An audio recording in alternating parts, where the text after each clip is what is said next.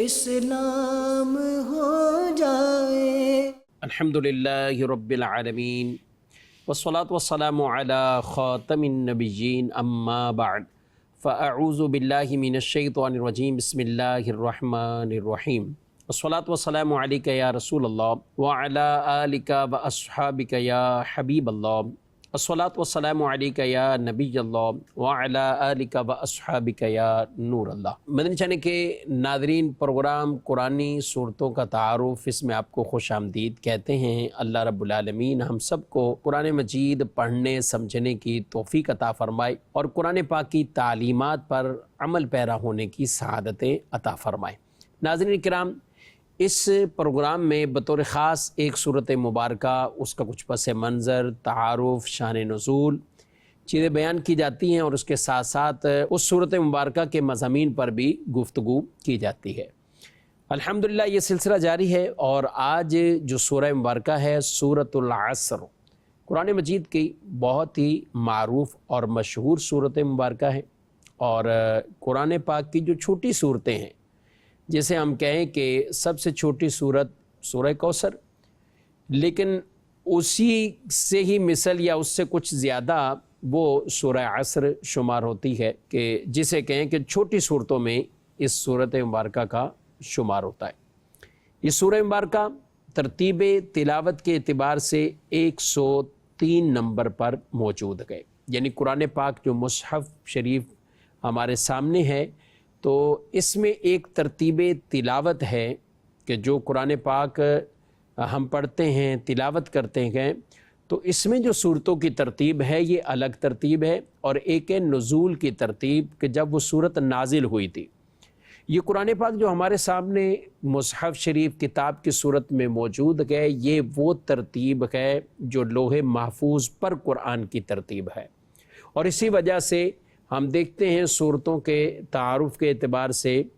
یا صورتوں کی ترتیب اور پس منظر کے اعتبار سے اگر ہم دیکھتے ہیں تو کئی صورتیں ایسی ہیں کہ جو بڑے اوائل میں نازل ہوئیں، یعنی شروع سے ہی نازل ہو گئی، مکی زندگی کے اندر اوائل کے اندر جو نازل ہوئیں صورتیں، تو ان میں سے یہ سورہ مبارکہ سورہ عصر ہے۔ ترتیب نزول کے اعتبار سے 13 نمبر ہیں، اور ترتیب مصحف، ترتیب قرآن مجید فرقان حمید، ترتیب کتاب، اس اعتبار سے اس سورہ مبارکہ کا نمبر 103 ہے۔ 30ویں پارے میں موجود ہے، ایک اس کا رکوع ہے اور ٹوٹل اس کی 3 آیات مبارکہ ہیں۔ سورہ عصر مفسرین میں سے جمہور کی رائے یہی ہے، یعنی اکثریت کی رائے یہی ہے کہ یہ مکیہ ہے، مکہ مکرمہ میں نازل ہوئی، اور ایک قول اس سورہ مبارکہ کا کہ یہ صورت مدنیہ صورت ہے۔ صورت مکی ہونا، صورت مدنی ہونا، سبحان اللہ، صحابہ کرام علیہ مردوان کو نبی رحمت صلی اللہ تعالی علیہ وآلہ وسلم نے قرآن مجید فرقان حمید کی آیات صورتوں کے بارے میں اس قدر تعلیم فرمائی ہے کہ بعض اوقات کوئی صورت یکبارگی تو ساری صورتیں یوں نازل نہیں ہوئیں، کبھی آدھا حصہ، کبھی کچھ حصہ، پھر کبھی کسی اور آیت کا نازل ہونا، کبھی کسی اور صورت کی آیت کا نازل ہونا، لیکن آپ کو جیسے ہی جبریل بتاتے کہ یہ فلاں کا حصہ ہے، اور آپ صلی اللہ علیہ وسلم اسی طرح صحابہ کرام علیہ مردوان کو یہ ترتیب ارشاد فرماتے، اور انہوں نے اسے یاد رکھا اور اس سے اسی طرح ہی انہوں نے محفوظ رکھا اپنے ذہنوں میں، اور بلکہ تکرار میں، یاد کرنے میں، اور یہی وجہ ہے کہ قرآن مجید آج ہمارے پاس جو موجود ہے، بغیر کسی کمی بیشی کے، بغیر کسی نقص کے، بغیر کسی طرح کی تحریف کے قرآن ہمارے سامنے موجود گئے، تو اس میں اول ترین جو کوششیں وہ پیارے نبی صلی اللہ علیہ وآلہ وسلم نے جو قرآن صحابہ کو سکھایا، پھر صحابہ اہل بیت اطہار رضی اللہ تعالیٰ عنہم اجمعین، انہوں نے پھر آگے اس قرآن مجید فرقان حمید کو پہنچایا۔ تو مکی صورت سے مراد یہی ہے کہ جو ہجرت سے قبل نازل ہوئی، جو کچھ ہجرت سے پہلے نازل وہ مکی صورت کہلاتا ہے، اور جو ہجرت کے بعد نازل ہوا وہ مدنی صورت کہلاتا ہے۔ ہجرت سے پہلے مکی صورت اور ہجرت کے بعد جو نازل ہوا تو اسے مدنی صورت سے تعبیر کہتے ہیں۔ یعنی قرآن مجید کا ایک نزول کا عرصہ 13 سال ہے، یعنی اعلان نبوت کے بعد شروع ہوا، اور 53 سال میں آپ صلی اللہ علیہ وسلم نے ہجرت فرمائی، تو 13 سال زندگی مبارکہ وہ، اور پھر 10 سال مدنی زندگی، تو یوں جو ہجرت سے پہلے نازل ہوا تو اسے مکی صورتوں سے تعبیر کرتے ہیں، جو ہجرت کے بعد تو اسے مدنی صورتوں سے تعبیر کرتے ہیں۔ عربی زبان میں زمانے کو عصر کہتے ہیں، عصر کہتے ہیں۔ آج بھی آپ دیکھتے ہیں تو مختلف یہ ایسا کلمہ ہے تو عربی کا لفظ، لیکن اردو میں بھی عصر حاضر اور یا معاصر، اور اس طور پر جو یہ کلمات استعمال ہوتے ہیں کہ ہم عصر کہ اس زمانے والے، اس دور والے۔ تو اس سورہ مبارکہ کے چونکہ شروع میں ہی اللہ پاک نے قسم ارشاد فرمائی ہے والعصر، تو اسی اعتبار سے اس سورہ مبارکہ کا نام سورۃ العصر مقرر ہوا۔ اس سورہ مبارکہ میں اللہ پاک نے قسم ارشاد فرمائی ہے، اس کی ڈیٹیل عرض کرتا ہوں، مراد اس سے کیا ہے، کون سا زمانہ مراد ہے۔ اور قسم ارشاد فرما کر، یعنی ہم عام بھی کسی چیز کی قسم کہیں تو اس کا مطلب اس بات کی ہم نے بڑی تاکید کر دی، پکا کر دیا، اور اللہ کسی بات اللہ ویسے ہی ارشاد فرما دے تو وہ یقینی ہے، مگر رب اگر قسم ارشاد فرماتا ہے تو اس کا مطلب اور تاکید ہو گئی اس کلام میں۔ تو اس میں قسم ارشاد فرمائی، پھر انسان خسارے میں ہیں مگر وہ جو ایمان لائے اور نیک عمل کیے، آگے بھی انہوں نے نیکیوں کی تلقین کی تو ان کا استثناء کیا گیا۔ تو اس کا مرکزی مضمون بھی کہیں کہ انسان کو زندگی کیوں دی گئی، اس نے کیوں دنیا میں رہنا ہے، دنیا میں رہنا ہے تو دنیا میں کس انداز سے اس نے رہنا ہے، تو یہ انسان کی زندگی کا دستور عمل کیا ہونا چاہیے، وہ سورہ مبارکہ کے اندر بیان کیا گیا ہے۔ آئیے سب سے پہلے اس کا ترجمہ ہم سنتے ہیں، اللہ پاک کیا ارشاد فرما رہا ہے۔ بسم اللہ الرحمن الرحیم، اللہ کے نام سے شروع جو نہایت مہربان رحم والا ہے۔ والعصر، زمانے کی قسم، زمانے کی قسم، ان الانسان لفی خسر، بے شک آدمی ضرور خسارے میں، الا الذین آمنوا وعملوا الصالحات وتواصوا بالحق وتواصوا بالصبر، مگر جو ایمان لائے اور انہوں نے اچھے کام کیے اور ایک دوسرے کو حق کی تاکید کی اور ایک دوسرے کو صبر کی وصیت کی۔ یا سورہ مبارکہ میں جو والعصر فرمایا گیا، عصر کے بارے میں مفسرین کے مختلف اقوال ہیں۔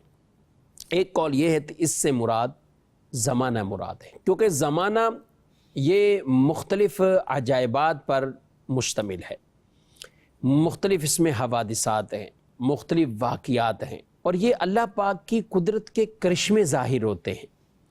تو جو یہاں قسم ارشاد فرمائی گئی ہے، والعصر فرمایا گیا ہے، تو اس سے مراد زمانے کی، اور زمانے سے آدمی اگر عبرت حاصل کرنا چاہے، زمانے میں مختلف چیزیں دیکھ کر، ہم بھی دیکھتے ہیں زمانے کے اندر حالات میں مختلف چیزیں ہمیں نظر آتی ہے۔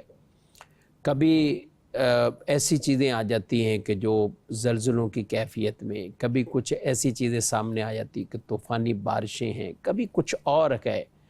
یعنی مختلف چیزیں، یہ منفی بھی ہو سکتی ہے، مثبت بھی ہو سکتی ہیں، کچھ ایسی چیزیں بھی ظاہر ہو جاتی ہیں کہ جو اچانک جسے کہیں کہ آج تک زمانے نے ایسا نہیں دیکھا جو آج ہو گیا، اور یہ اس طور پر بھی ہو سکتی ہے کہ جو نقصان دے، یعنی نفع نقصان کی بات یہاں نہیں ہو رہی کہ کسی چیز کو دیکھ کر، ان عجائب اور حوادثات کو دیکھ کر اللہ پاک کی قدرت یاد آنا، رب تبارک و تعالی کی قدرت کی نشانیوں کا ظہور ہو جانا، اور وہ آدمی ان کو دیکھ کر باقاعدہ عبرت پکڑے، یعنی سیکھ جائے۔ اگر کوئی عبرت والی چیز ظاہر ہوئی تو اسے عبرت پکڑ لے، سیکھ جائے، اس سے سبق سیکھ جائے۔ تو یہ پہلی مراد اس سے زمانے کی، کہ اس سے مراد زمانہ ہے۔ ایک قول یہ بیان کیا گیا، اس سے مراد عصر کی نماز ہے، والعصر سے مراد نماز عصر ہے، یہ قسم ارشاد فرمائی۔ اور اس کی وجہ یہ ہے کہ دن کی نمازوں میں، عبادات میں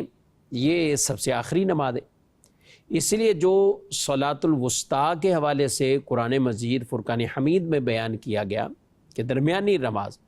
تو اس میں بھی ایک تعداد مفسرین نے کہ جو عصر ہی مراد لیا، یعنی اس نماز کو عصر مراد لیا کہ یہ ہے درمیانی نماز، اگرچہ اس کے مختلف اقوال ہیں،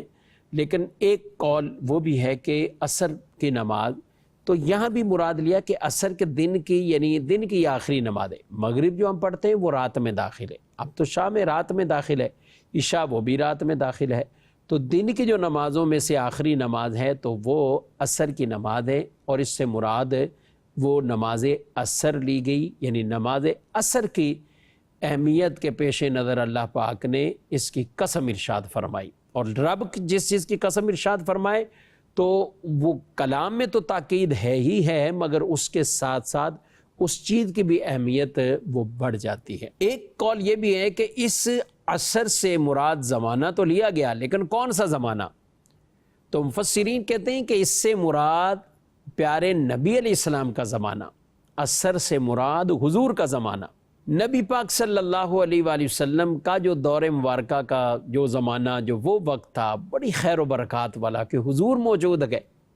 تو اس سے مراد زمانے سے وہ زمانہ جو حضور کا زمانہ ہے، کہ اللہ پاک نے آپ صلی اللہ علیہ وآلہ وسلم جب مکہ مکرمہ میں تھے تو مکہ شہر کی بھی قسم اللہ نے ذکر فرمائی، لا اقسم بہذا البلد۔ اس آیت مبارکہ میں حضور پر نور صلی اللہ علیہ وآلہ وسلم کے مسکن و مکان کی قسم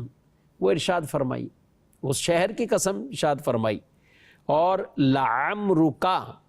یہ فرما کر عمر شریف کی قسم کہ آپ کی عمر مبارکہ کیا ہے اس کی قسم ارشاد فرمائی، اور والعصر کہہ کر اپنے حبیب صلی اللہ علیہ وآلہ وسلم کے مقدس زمانے کی قسم ارشاد فرمائی۔ تو اس سے پتہ چلا کہ بقیہ زمانوں سے بڑھ کر فضیلت والا زمانہ وہ رسول اللہ صلی اللہ علیہ وسلم کا زمانہ، ان شہروں سے بڑھ کر حضور کا شہر افضل، بقیہ شہروں سے بڑھ کر شہر رسول افضل، اور پھر آپ صلی اللہ علیہ وسلم کی عمر مبارک کی قسم ارشاد فرمائی۔ عمریں تو سب کو ملی، اور انبیاء کرام دنیا میں آئے اور دوسرے لوگ دنیا میں آئے، مگر ان میں سے جو مبارک عمر ہے وہ حضور کی عمر ہے، تو نبی پاک صلی اللہ علیہ وسلم کی عمر مبارک کی قسم ارشاد فرمائی۔ اعلیٰ حضرت امام اہل سنت اس لیے تو فرماتے ہیں وہ خدا نے ہے مرتبہ تجھ کو دیا، نہ کسی کو ملے نہ کسی کو ملا، کہ کلام مجید نے کھائی شہا تیرے شہرو کلام و بقا کی قسم۔ سبحان اللہ، کہ قرآن پاک نے یہ قسمیں ذکر فرمائی ہیں۔ تو یہ مختلف اقوال، یعنی زمانہ عام زمانہ، اور نماز عصر مراد لینا، اور یہ کہ حضور علیہ السلام کا خاص زمانہ، یہ بھی مراد اس سے لیا گیا۔ یہاں پر والعصر سے زمانہ بھی مراد لے کر جو فرمایا گیا کہ آگے انسان خسارے میں، مختلف توجیہات یہ بھی کی گئیں کہ بعض اوقات انسان اپنے نقصان کو دیکھ کر زمانے کو برا بھلا کہتا، تو اللہ پاک نے زمانے کی قسم ارشاد فرمائی کہ زمانے کو برا بھلا وہ نہ کہے کہ کوئی نقصان دیکھا تو زمانے کو کچھ کہا، بلکہ ایک روایت میں تو فرمایا رب العالمین زمانے کو پیدا فرمانے والا ہے، اور زمانے کے معاملات، حوادثات، یہ سب کچھ کس کی طرف سے؟ من جانب اللہ ہیں، اللہ کی طرف سے۔ فرمایا کہ زمانے کو گالیاں نہ دو، زمانے کو برا بھلا نہ کہو۔ اچھا، زمانے کے ساتھ انسان کے خسارے کو بیان کیا۔ حضرت ابی بن کعب رضی اللہ تعالیٰ عنہ بیان کرتے کہ میں نے رسول اللہ صلی اللہ علیہ وآلہ وسلم کے سامنے سورت کو پڑھا، یعنی والعصر، اور آپ سے عرض کیا یا رسول اللہ صلی اللہ علیہ وآلہ وسلم، میرے ماں باپ آپ پر قربان ہوں، آپ پر فدا ہوں، اس آیت کی تفسیر تو بیان فرمائے۔ آپ نے فرمایا والعصر سے مراد دن کا آخری حصہ، ان الانسان لفی خسر سے مراد ابو جہل بن ہشام، یعنی یہاں انسان خسارے میں تو یہ ابو جہل۔ الا الذین آمنوا سے مراد ابو بکر صدیق ہے۔ وعامل الصالحات سے مراد عمر بن خطاب ہیں۔ وتواصوا بالحق، اس سے مراد عثمان غنی رضی اللہ تعالی عنہ، عثمان بن عفان ہیں۔ وتواصوا بالصبر، اس سے مراد حضرت مولا کائنات علی المرتضیٰ کرم اللہ تعالی وجہہ الکریم۔ سبحان اللہ، یعنی کتنے خوبصورت انداز میں، یعنی چاروں گویا کہ اپنے یاروں کا، خلفاء کا بھی ذکر فرما دیا، اور خسارے کو وہ کفار کے بارے میں کہہ دی کہ صرف کفار اور اس کا سر فہرست ابو جہل کا نام یہاں پر ذکر کر دیا۔ امام فخر الدین رازی رحمۃ اللہ تعالی علیہ تفسیر کبیر میں آپ کچھ نکات بیان کرتے ہیں اور یہ فرماتے ہیں کہ انسان خسارے سے الگ نہیں ہو سکتا، کیونکہ خسارے کا معنی اصل مال کا ضائع ہو جانا، اور انسان کا اصل مال اس کی عمر ہے، اور بہت کم اپنی عمر کے ضائع ہونے سے بچ سکتا ہے، کیونکہ انسان کے اوپر جو ساعت بھی گزر رہی ہے اس میں اگر وہ گناہوں میں مصروف ہے تو اس کے نقصان میں کوئی شک نہیں، اور اگر اس کی وہ ساعت مباح کاموں میں گزر رہی ہے پھر بھی اس کا نقصان اس لحاظ سے ہے کہ اس کو ان کاموں پر ثواب نہ ملا، اور اگر اس کی وہ ساعت اطاعت اور عبادت میں گزر رہی ہے تو وہ جس کیفیت سے عبادت کر رہا ہے اس سے عمدہ اور اعلیٰ کیفیت سے بھی عبادت کرنا ممکن ہے، کیونکہ خشوع و خضوع کے درجات مختلف ہیں، اور اللہ تعالیٰ کے جلال اور قہر کے مراتب یہ بھی غیر متناہی مختلف ہے۔ تو انسان کو اللہ تعالیٰ کی جس قدر زیادہ معرفت ہوگی اس کو اللہ تعالیٰ سے اتنا زیادہ ڈر ہوگا، خوف ہوگا، جتنا زیادہ خوف ہوگا اتنی زیادہ تعظیم سے اللہ کی عبادت کرے گا۔ اعلیٰ عبادت کو ترک کرنا اور ادنا عبادت کو اختیار کرنا یہ بھی ایک طرح کا نقصان ہے۔ اللہ اکبر۔ تو یوں آپ نے بیان فرمایا کہ کسی نہ کسی طرح انسان خسارے میں، کسی نہ کسی طرح انسان، یعنی بعض اوقات آدمی کہتا ہے نفع تو ہوا ہے لیکن نفع میں نقصان ہوا۔ ایک چیز آپ بیچتے ہیں تو 100 روپے کی چیز ہے، آپ نے کہا 120 میں بیچتے ہیں تو 20 روپے کا نفع، اب 110 میں بیچ دی تو یہ تو نہیں کہا جائے گا کہ آپ کو یوں کیپٹل میں نقصان ہوا، لیکن وہ جو 10 نفع میں کم ہو گئے تو نفع میں نقصان رہا، نفع ہوا لیکن نقصان رہا، نفع میں نقصان۔ تو آپ نے کتنے خوبصورت انداز میں یہ ساری چیزیں کہ اصل مال کا ضائع ہو جانا اور انسان کا اصل مال اس کی عمر ہے۔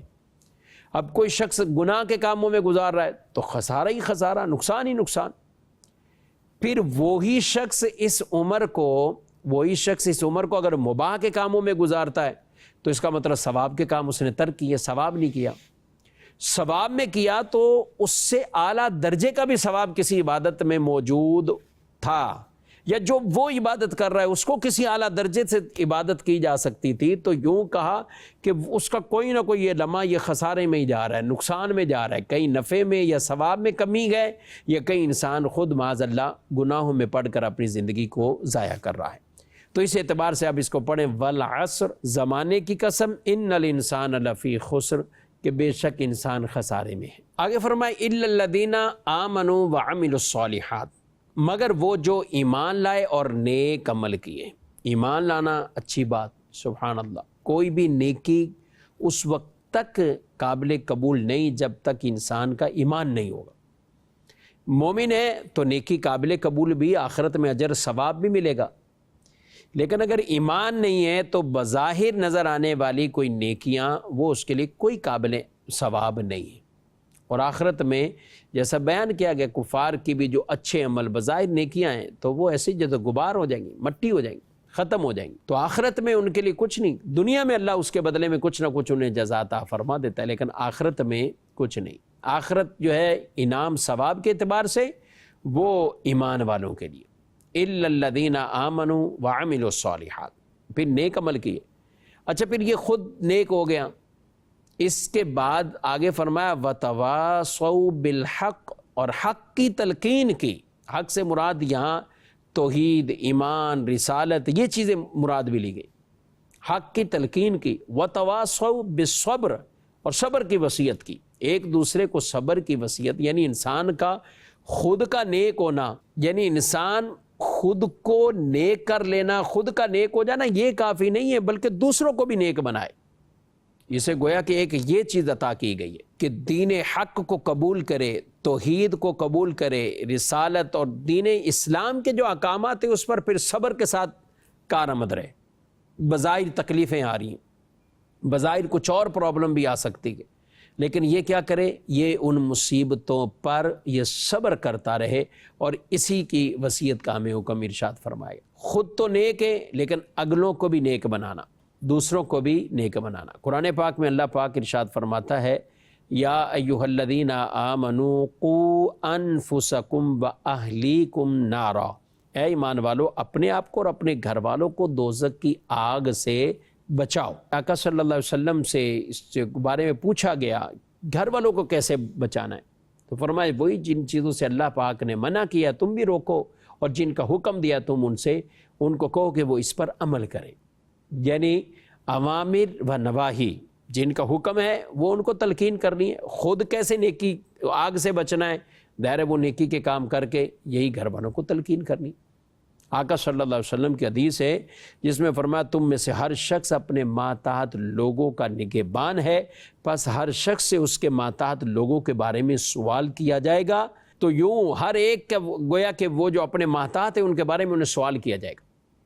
تو اچھی طرح ان کی خیال کرنا، اسی طرح بچے ہیں گھر والے ہیں تو ان کی تربیت کرنا۔ یہ دیکھیں پوری اس آیت مبارکہ میں اگر دیکھتے ہیں کہ تمام انسان خسارے میں، سوائے وہ کہ جو 4 طرح کی جنہیں صفات ملی ہوئی ہیں، ایمان، اعمال صالحہ، ایمان ہے نیک عمل ہے، لوگوں کو اطاعت اور عبادت کی وصیت کرنا، لوگوں کو صبر کی تلقین کرنا، یہ 4 صفات ہیں کہ بقیہ تو خسارے والے، یہ 4 ایسے ہیں کہ یہ خسارے والے نہیں۔ آج کہتے ہیں نا ہم اپنا اپنا دیکھو بھائی، کوئی کسی کو کچھ نہ کہے، تو جب یہ چیز، اور یا لوگ کہتے ہیں کہ برائی سے روکنا مولانا کا کام ہے، مسجد کے امام کا کام ہے، ہم خود عام ایک عہد مسلم ہم وہ چیزیں نہیں کرتے، اس لیے آنکھوں کے سامنے ہو رہا ہو، گھر میں ہو رہا ہو، کوئی اچھی بات کہنے کے لیے تیار بعض اوقات نہیں ہوتا، یا ان کو منع کرنے کے لیے تیار نہیں ہوتا، باوجود اس کے کہ کئی جگہ ایسی ہوتی کہ یہ قدرت ہوتی ہے منع کرنے کی، نہیں منع کرتے بلکہ خود ان میں مشغول ہو جاتے۔ تو ہر آدمی ایک طرح کا مبلغ ہے، بلغوا عنی ولو آیا، یہ حدیث پاک ہے، اگرچہ ایک آیت ہی کیوں نہ ہو، ایک بات ہی کیوں نہ ہو،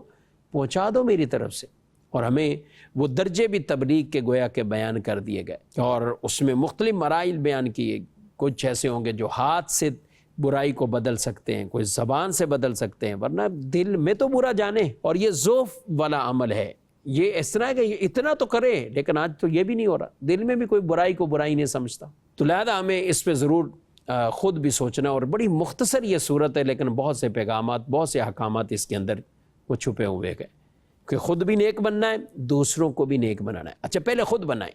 خود بھی نیک بنے، یہ نہیں کہ دوسروں کو بنائے اور خود بدعملی کے اندر پڑا رہے۔ ایسوں کی تو سخت سزائیں وہ حدیث کے اندر بیان کی گئی کہ لوگوں کو تو منع کریں، لوگوں کو تو تبلیغ کریں، لیکن خود اس پر عمل نہ کریں۔ اور بعض علماء نے بڑی اس کی پیاری تشریح یہ فرمائی ہے اور یہ کہا ہے کہ عوام دل اور زبان سے، عوام کا کیا کام ہے کہ دل میں برا جانے، اگر کوئی برائی نظر آتی ہے، اور زبان سے جو منع کر سکتے تو منع بھی کریں۔ علماء کا کیا کام ہے؟ زبان سے بھی کرنا اور قلم کے ذریعے سے بھی کرنا، یعنی کتب بھی ہوں اور زبان سے بھی اس فریضے کو، اس تبلیغ والے فریضے کو ادا کرنا۔ حکام کیا کریں؟ وہ زور اور طاقت کے ذریعے عمل کریں، اور وہاں پہ بالخصوص جو ہاتھوں سے اور طاقت کے ذریعے جو برائی روکی جا سکتی، تو یہ احکامات حکام کی طرف بالخصوص متعلق ہو جاتے ہیں۔ تو خلاصہ یہی نکلا کہ ہر ایک اپنی حسب استطاعت وہ نیکی کی دعوت اور برائی سے منع، امر بالمعروف و نہی عن المنکر وہ کرے گا، اور یہی اس امت کی خصوصیت ہے۔ کنتم خیر امت اخرجت للناس تأمرون بالمعروف و تنہون عن المنکر،